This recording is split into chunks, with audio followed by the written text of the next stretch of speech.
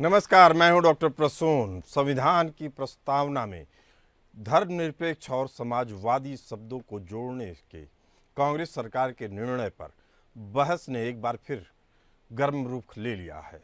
उपराष्ट्रपति जगदीप धनखड़ ने कांग्रेस पर निशाना साधा है। उन्होंने कहा कि आपातकाल के दौरान प्रस्तावना में जो शब्द जोड़े गए वे नासूर बन गए हैं। संविधान की प्रस्तावना के साथ कोई परिवर्तन नहीं किया जा सकता। हम संविधान की आत्मा को बदल रहे हैं। 1976 में 42वें संविधान संशोधन के माध्यम से प्रस्तावना में धर्मनिरपेक्ष और समाजवादी शब्द जोड़े गए। इस संशोधन के साथ ही मौलिक कर्तव्यों का अध्याय भी जोड़ा गया।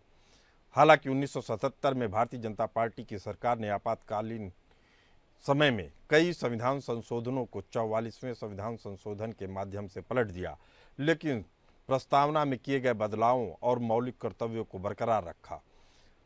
नवंबर 2024 में सुप्रीम कोर्ट के 2 न्यायाधीशों की पीठ ने कहा कि प्रस्तावना में किए गए बदलावों ने विधायिका और लोकतांत्रिक नीतियों को प्रतिबंधित नहीं किया है, बशर्ते वे मौलिक अधिकारों और संविधान की मूल संरचना का उल्लंघन नहीं करें। 1973 में केशवानंद भारती मामले में 13 न्यायाधीशों की पीठ ने माना था कि धर्मनिरपेक्षता संविधान की मूल विशेषता है, इसे बदला नहीं जा सकता। 1980 में मिनर्वा मिल्स मामले में न्यायालय ने माना कि समाजवाद संविधान निर्माताओं का एक आदर्श रहा है और इसे नीति निर्देशक तत्व में शामिल किया गया है।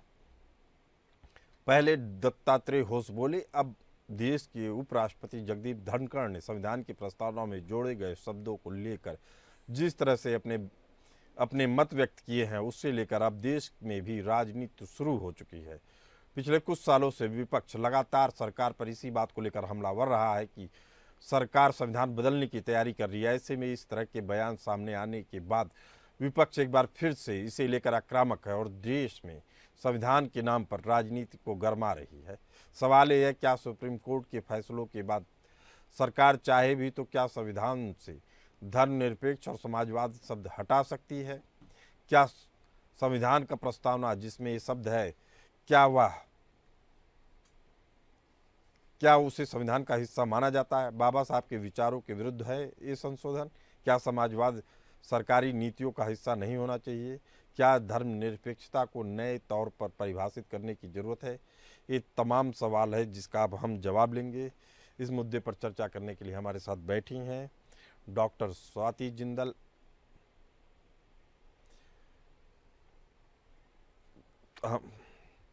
रतन तिवारी नेता कांग्रेस मुद्दे पे बहस करने के लिए हमारे साथ मौजूद हैं शशिकांत तिवारी जी नेता बीजेपी, अभी थोड़ी देर में जुड़ेंगे। स्वाति जिंदल जी, पहला सवाल आप ही से। जिस तरीके से 42वें संविधान संशोधन के जरिए समाजवादी और पंथ निरपेक्ष शब्द संविधान की प्रस्तावना में डाले गए और विधायिका की सुप्रीमेसी कायम की गई, उसी तर्ज पर अगर अब ये शब्द हटेंगे तो क्या ये संविधान के तौर पे उचित है, अनुचित है? आपकी राय जानना चाहेंगे जी। देखिए, इन दोनों शब्दों का जो एडिशन हुआ था 1976 में 42nd अमेंडमेंट के द्वारा जी, उस टाइम इसमें कोई दो राय नहीं है कि इमरजेंसी का समय था।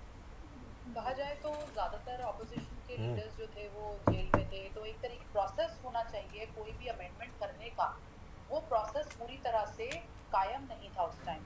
ऐसी स्थिति में ये दो शब्द सोशलिज्म और सेक्युलरिज्म हमारे प्रियम्बल में ऐड किए गए थे वे बैक इन 1976। अब जो ये दोबारा कंट्रोवर्सी उठ के आई है कि ये गलत तरीके से ऐड किए गए थे और इनको निकाला जाना चाहिए, हटाया जाना चाहिए, अब ये नई कंट्रोवर्सी है। देखा जाए तो जहाँ तक माननीय उच्चतम न्यायालय है, उन्होंने इन शब्दों का एडिशन, इसके खिलाफ जो एक पिटिशन दायर करी गई थी, डॉक्टर बलराम वाली पिटिशन जो थी 2024 में, पिछले साल ही उसका जजमेंट आया है, उस पिटिशन को तो डिसमिस कर दिया है। तो जहाँ तक उच्चतम न्यायालय के 2 जजों की पीठ का सवाल है, उस हिसाब से तो ये जो 2 वर्ड्स एडेड हैं ये बिल्कुल ठीक एडेड है, इनको हटाया नहीं जा सकता। अब केवल मसला ये है कि एक कॉन्स्टिट्यूशनल बेंच बैठती है तो क्या वो इन शब्दों को हटाती है या नहीं। बट अब जो लॉ अभी तक जो माननीय उच्चतम न्यायालय ने दिया है उसके मुताबिक ये वर्ड्स कायम रहेंगे। जी, आप बेहद अहम बात बता रही हैं। कि इन शब्दों को अभी तक की जो सुप्रीम कोर्ट की वर्डिक्ट रही है उसमें इन शब्दों को संविधान का मूल हिस्सा बता दिया गया है। स्वाति जिंदल जी बेहद अहम बात कह रही हैं, लेकिन फिर सवाल उठता है कि 1950 में लागू किए गए संविधान संशोधन की प्रस्तावना में लिखा था, हम भारत के लोग भारत को एक संपूर्ण प्रभुत्व संपन्न लोकतांत्रिक गणराज्य बनाने के लिए और उसके सभी नागरिकों को सामाजिक, आर्थिक और राजनीतिक न्याय, विचार, अभिव्यक्ति, विश्वास, आस्था और उपासना की स्वतंत्रता, प्रतिष्ठा और अवसर की समानता प्रदान करने और उन सभी के बीच में व्यक्ति की गरिमा और राष्ट्र की एकता सुनिश्चित करने वाली बंधुता को बढ़ावा देने के लिए दृढ़ संकल्प लेते हैं। इस संविधान सभा में आज 26 नवंबर 1949 में इस संविधान को अंगीकृत, अधिनियमित और आत्म समर्पित करते हैं। लेकिन जो ऊपर की दो लाइनें हैं जिसमें कहा गया कि हम भारत के लोग भारत को एक संपूर्ण प्रभुत्व संपन्न लोकतांत्रिक गणराज्य बनाने के और उसके सभी नागरिकों को न्याय दिलाने के लिए है, उससे पहले दो शब्द जोड़े गए 1976 में। उसमें कहा गया कि हम भारत के लोग भारत को एक संपूर्ण प्रभुत्व संपन्न समाजवादी, पंथ निरपेक्ष, लोकतांत्रिक गणराज्य बनाने के लिए और उसके समस्त नागरिकों को, फिर जैसा उसमें लिखा था, सामाजिक, आर्थिक, राजनीतिक न्याय, विचार, अभिव्यक्ति, विश्वास और धर्म। अब सवाल उठता है कि अदालत अगर इस तरह के फैसले दे रही है, शशिकांत तिवारी जी, तो आपसे जानना चाहेंगे कि आखिर इन शब्दों को हटाने का मायने क्या होगा। कारण क्या है कि पूरा देश चाहता है कि देश में एक सेकुलरिज्म वाली या पंथ निरपेक्ष वाली भावना रहे। जी शशिकांत तिवारी जी, सवाल किससे है? आप ही से जी। मेरी आवाज आ रही है आपको? जी जी देखिए जैसा, हाँ आ रही है जी जी। देखिए जैसा कि आपने भी कहा कि बाबा साहब भीमराव अम्बेडकर या जो भी हमारी संविधान कमेटी ने 1950 में जो संविधान लागू किया, तो उसमें तो सेकुलरिज्म वाला कोई शब्द था, न तो कोई समाजवाद का शब्द था। तो ये शब्द जबरदस्ती क्यों डाले गए, बाद में क्यों डाले गए? जब डाले, इसका मतलब आपने जो मूल संविधान था उसकी भावनाओं को आपने बदला, टेम्पर करने की कोशिश की। और हमारा देश है, अगर जो धर्म निरपेक्ष शब्द को आप डाल रहे हैं, तो धर्म सापेक्ष हो तो क्या बुराई? सभी धर्मों के लोग अपने धर्म को मानने वाले हैं। तो हमारा देश तो धर्म सापेक्ष देश है। हिंदू धर्म को मानता है, मुस्लिम धर्म को मानता है, दूसरे धर्म के अनुयायी अपने धर्म को मानते हैं। तो जब हम धर्म को मानते हैं सभी लोग हैं, तो ये तो धर्म सापेक्ष देश है और सबको स्वतंत्रता। शशिकांत तिवारी जी बेहद अहम बात कह रहे हैं। रतन तिवारी जी, नेता कांग्रेस, शशिकांत तिवारी जी कह रहे हैं कि देश में जब 1976 में लोकसभा चुनाव होना था, 12 जून 1975 को, जब इलाहाबाद हाई कोर्ट ने इंदिरा गांधी के चुनाव को रद्द कर दिया और उनके ऊपर 6 साल चुनाव नहीं लड़ने का प्रतिबंध लगा दिया, तो अपनी सरकार बचाने के लिए इंदिरा गांधी ने आपातकाल लगाया और संविधान के 42वें संविधान संशोधन के जरिए भारी बदलाव किया, जिसके जरिए समाजवादी शब्द और पंथ निरपेक्ष शब्द लागू डाल दिए गए संविधान में। अब सवाल उठता है कि अगर किस भावना से ये शब्द डाले गए। रतन तिवारी जी, अगर यूरोप में सबसे पहले धर्मनिरपेक्षता की बात की गई, लेकिन उस तरह की धर्मनिरपेक्षता हिंदुस्तान में नहीं लागू की गई। समाजवाद की बात करें तो समाजवाद के लिए भी उस समय दो देश थे, चीन और रूस। वो वाला समाजवाद भी नहीं लागू हुआ भारत में। 1991 में आपकी ही सरकार थी जब इस पूरे समाजवाद के धारणा को, जो आप लोगों का था कि डेमोक्रेटिक सोशलिज्म, उसकी अवधारणा को तोड़ते हुए पीवी नरसिम्हा राव तत्कालीन प्रधानमंत्री, उन्होंने पूरी तरीके से लिबरलाइजेशन या उदारवाद की भावना को बढ़ावा दिया और आज देश जिस आर्थिक उन्नति की ओर प्रगति कर रहा है उसका श्रेय उनको जाता है। रतन तिवारी जी, दोनों शब्द अपने मायने खो चुके हैं। धर्मनिरपेक्षता की बात करें तो यूरोप में जो धर्मनिरपेक्ष होता है, धर्म घर की चीज होती है, आप बाहर उसका प्रदर्शन नहीं कर सकते हैं। भारत में ठीक उल्टा हो रहा है। ऐसे ही समाजवाद की बात की जाए तो भारत का समाजवाद पूरी तरीके से अलग दिशा में जा रहा है। कहा जाए कि समाजवाद तो 1991 में ही खत्म हो चुका था, तो शब्दों को लेकर लड़ाई क्यों? रतन तिवारी जी। देखिए, शब्दों को लड़ाई को लेके कोई लड़ाई नहीं है। जी मैं आपको स्पष्ट कर दूं कि जो भी लड़ाई अगर छिड़ी है या लड़ाई हो रही है वो 2014 के बाद सब देखने को मिल रहा है।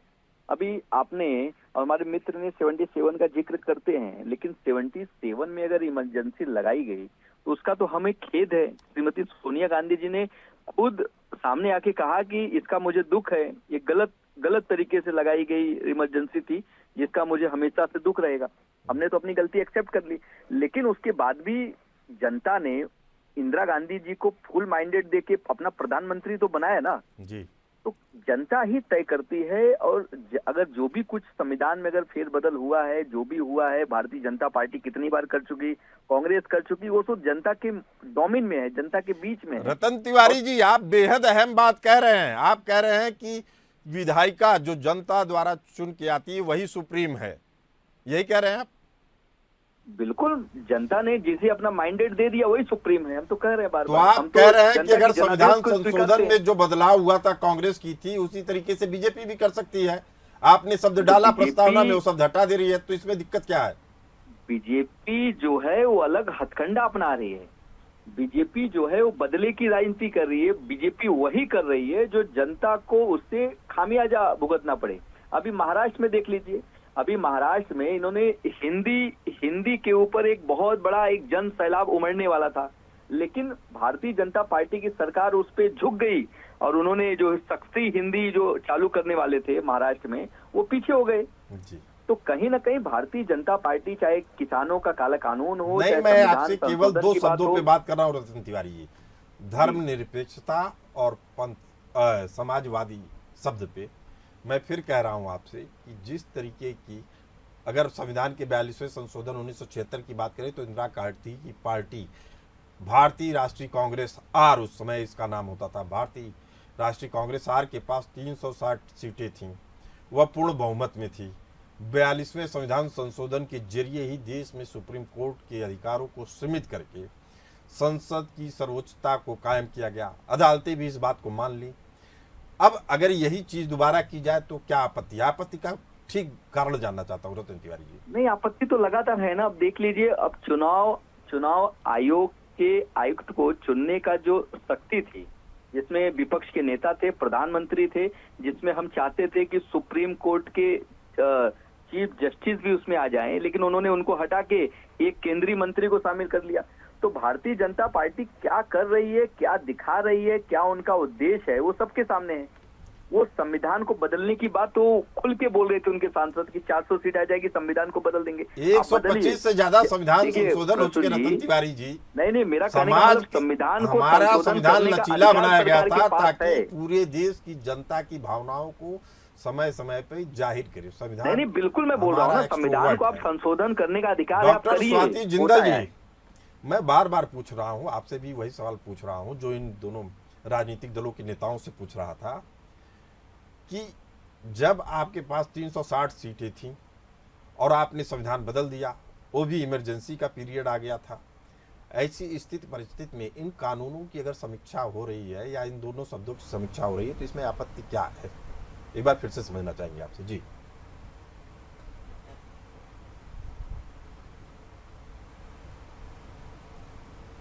स्वाति जिंदल जी, आपको हमारी आवाज आ रही है? वो कोई आपत्ति नहीं है। जी देखिए, जैसे समय बदलता है वैसे चीजों के बदलाव में अब बिल्कुल आप मुझे सुन पा रहे हैं? जी जी, आपकी आवाज आ रही है जी। मैं ये कह रहा हूँ, कानून का बदलना या रुख का बदलना या लोगों की सोच सकता, अगर सेक्युलरिज्म, अगर हम ओरिजिनल फ्रेमिंग को देखें कॉन्स्टिट्यूशन के प्रियम्बल की, तो डॉक्टर भीमराव अंबेडकर का जो मसला था, जो उन्होंने ये वर्ड्स नहीं डाले थे, उसको उनका कहना ये था कि वो फ्यूचर आगे आने वाली जनरेशंस को बाउंड नहीं कर सकते एक पर्टिकुलर आइडियोलॉजिकल फ्रेमवर्क में। जी जी, इस कारण इन दोनों शब्दों का खास तौर पे उपयोग नहीं किया गया था। लेकिन जब आप अंदर जाते हैं कॉन्स्टिट्यूशन के, आप डायरेक्टिव प्रिंसिपल्स देखते हैं, आर्टिकल 38 है, आर्टिकल 39 है, और भी कई आर्टिकल्स हैं जी जी जी, जिसमें हमारा सोशलिज्म की तरफ और सेक्युलरिज्म की तरफ रुख दिखता है, साफ जाहिर होता है। फर्क सिर्फ इतना था कि जो हमारी प्रस्तावना थी उसमें ये दो शब्द, जहाँ तक कि समाजवाद और धर्मनिरपेक्षता, इनको खास तौर पर डाला नहीं गया था, बट रुख इनका हमेशा वही था। डॉक्टर स्वाति जिंदल, आप बेहद अहम बात बता रही हैं। आप कह रही हैं कि इस दोनों शब्दों पर संविधान सभा में चर्चा हुई थी, बाबा साहब अम्बेडकर ने इस पे अपनी राय प्रकट की थी, और प्रस्तावना तो ऐसा होता है, मुझे भी लगता है कई बार कि इसमें कोई छेड़छाड़ नहीं होनी चाहिए थी। आप बता भी रही हैं कि समाजवादी व्यवस्था या उसकी संकल्पना को भारत के संविधान में जगह दी गई है, यथावत जगह दी गई है, सम्मान के साथ जगह दी गई है। लेकिन फिर वही बात होती है कि धर्मनिरपेक्ष और समाजवादी जैसे शब्द प्रस्तावना में डाले गए। इसके जरिए इंदिरा गांधी यह साबित करना चाहती थी कि वह गरीबों की हितैषी हैं। गरीबी हटाओ जैसा उस समय नारा दिया गया, जिन्हें उन्होंने समाजवाद से जोड़ा। असल में इस राजनीतिक उद्देश्य की पूर्ति के लिए इस शब्द को डाला गया था। इसी का विरोध है। उपराष्ट्रपति धनखड़ यही बात कह रहे हैं। आप संविधान को अपनी राजनीतिक महत्वाकांक्षा का हथियार मत बनाइए। स्वाति जिंदल जी। बिल्कुल बिल्कुल, देखिए हर पॉलिटिकल पार्टी को अपना मत प्रकट करने का पूरा अधिकार है। हर पॉलिटिकल पार्टी जो कि मेजॉरिटी में होती है, उसका कहना यही होता है कि उसकी जो राय है वो आम पब्लिक की राय है। We the people of India, प्रस्तावना हम भारत के लोग, ऐसे ही शुरू होती है ना।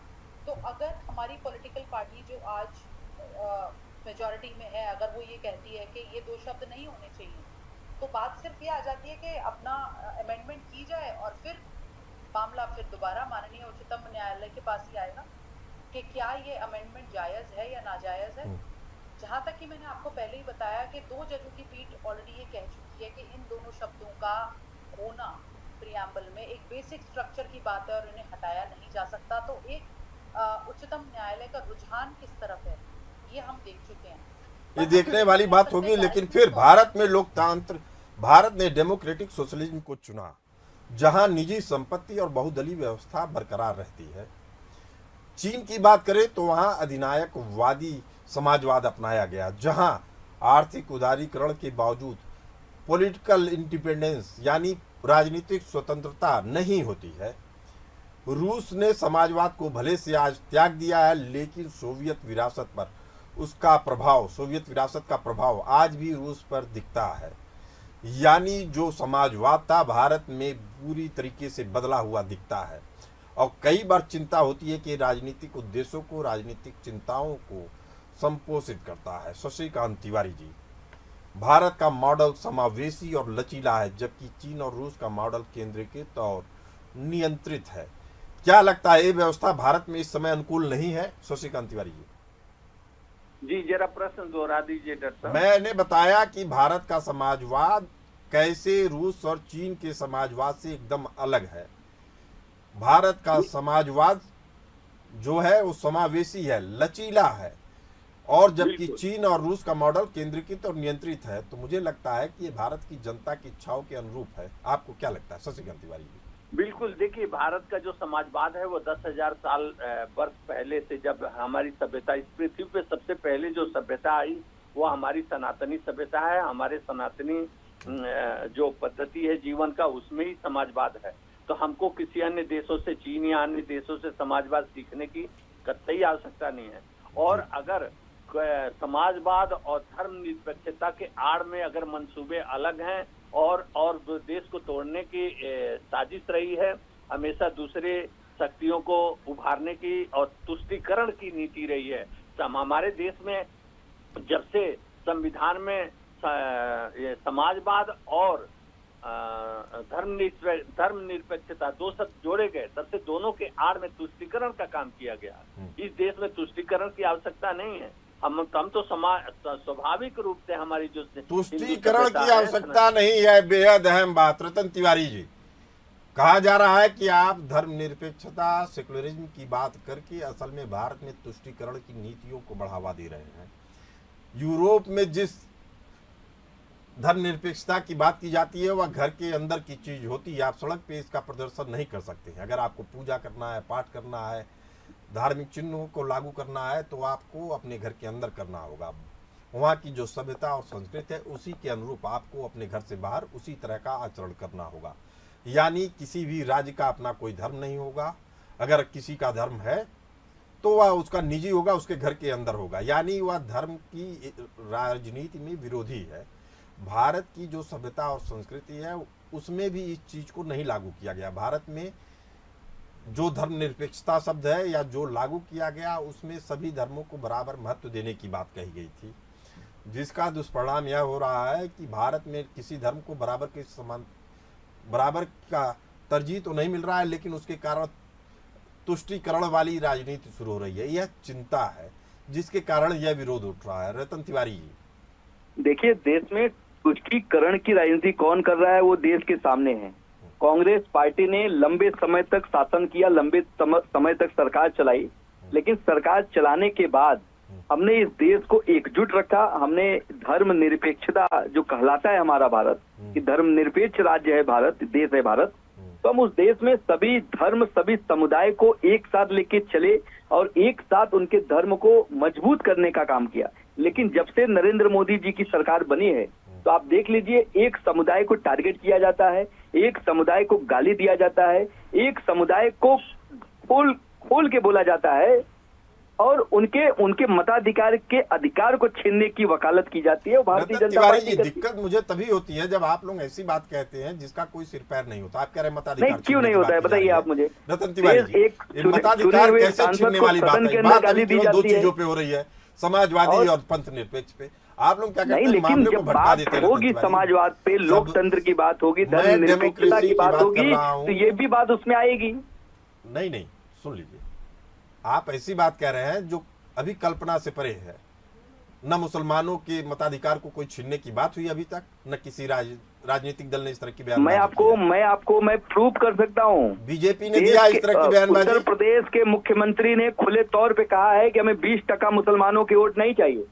असम के मुख्यमंत्री ने कहा कि हमें मुसलमानों के बिल्कुल वोट नहीं चाहिए। तो क्या है बताइए? विषय केवल इतना है कि आप 20% मुस्लिम की बात करते हैं, लेकिन इस टके की बात है कि क्या संविधान में, और जब महात्मा गांधी अपना शरीर त्याग रहे थे, जब उन्हें गोली मारी गई तो उनके मुंह से हे राम शब्द निकले थे। हे राम शब्द निकले गए थे जिसपे तमाम सवाल खड़े किए गए। गांधी जी पे भी तमाम सवाल खड़े किए गए। अभी हम उस पे नहीं जाते हैं, जाते केवल इतने पे है कि क्या भारत की जो संविधान की मूल आत्मा है, संविधान जिस तरीके से लिखा गया था, क्या उसमें समाजवादी भावना नहीं थी? तो स्वाति जिंदल जी ने बता दिया है कि उसमें मूल भावना में है समाजवादी धारणा। अब उस धारणा को आप कैसे व्यक्त कर रहे हैं, ये बड़ा सवाल है। उस धारणा को आप कहां से ले रहे हैं, किस परिप्रेक्ष्य में ले रहे हैं? उदारवाद की बात की जाए, पंथ निरपेक्षता की बात की जाए, तो समाजवाद वाली धारणा तो आपके प्रधानमंत्री नरसिम्हा राव जी ने ही तोड़ दिया था 1991 में। समाजवाद कहाँ क्या था जो आप लोगों ने सोचा था, और अब 91 के बाद क्या हो गया? तो आपको स्वीकार करना पड़ेगा कि ये शब्द कई बार बेमानी हो रहे हैं या नई परिभाषा के तहत आनी चाहिए। रतन तिवारी जी, देखिए, समाजवाद के हम लोग सही मायने में असली पुरोधा हैं और हम लोग लगातार इस देश में धर्म और समाजवाद को लेके चलने वाले लोग हैं। अब कौन क्या किया, कैसे हुआ, क्या हुआ, हम अगर पिछली बातें करते रहेंगे तो बहुत कुछ है, बहुत कुछ है, लेकिन अभी उसी बहुत कुछ के लिए बातें हो रही हैं, क्योंकि देश की जब विखंडन की बात आती है, भारत तेरे टुकड़े होंगे, तब ये सवाल खड़े होते हैं। टुकड़े करने वाला रतन तिवारी करने वाला हार्दिक पटेल द्वारा बीजेपी का विधायक चर्चा में आए, इसलिए आप लोगों का बहुत बहुत धन्यवाद। आप लोगों ने हमारे दर्शकों को तमाम बातों से रूबरू कराया, इसके लिए भी आप लोगों का धन्यवाद। फिलहाल इस बुलेटिन में इतना ही। हमें दीजिए इजाजत, चलते रहिए एपीएन न्यूज के साथ।